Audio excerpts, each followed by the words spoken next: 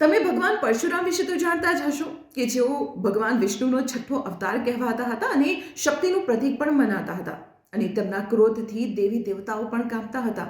પરંતુ શું તમે જાણો છો કે ભગવાન પરશુરામે પોતાના પિતાના કહેવાથી માતાનું માથું વાઢી દીધું હતું? આખરે તેમણે આવું શા માટે કર્યું? ચાલો તેની પાછળ જોડાયેલી પૌરાણિક કથા હું આપને જણાવી દઉં.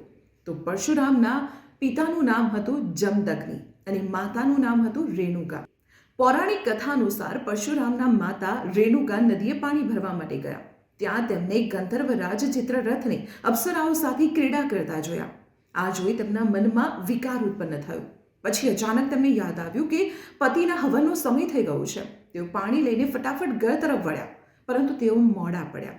યજ્ઞ પૂરો થઈ ગયો હતો અને જમદગ્નિ ઋષિએ પોતાના તપોબળથી પત્નીના મનમાં ઉઠેલા વ્યભિચારને જાણી લીધો અને તેઓ ક્રોધિત થઈ ઉઠ્યા. તેમણે પોતાના 4 પુત્રોને આદેશ કર્યો માતાની હત્યા કરવાનો, પરંતુ 3 પુત્રો તેને પાપ સમજીને ના પાડી દીધી.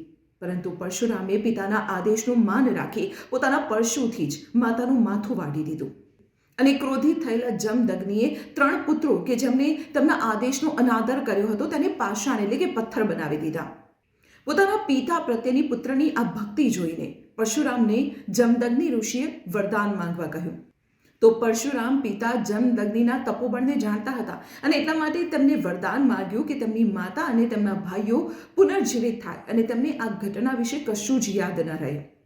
પોતાના પુત્રની તીક્ષ્ણ બુદ્ધિથી ખુશ થઈને જમદગ્નિ ઋષિએ તેની કૃતિ અને શસ્ત્રોમાં કૌશલ્યનું વરદાન પણ આપ્યું. તો આવી જ રોચક કથાઓ જાણવા માટે આપ જોડાયેલા રહો સંદેશ ડિજિટલ સાથે.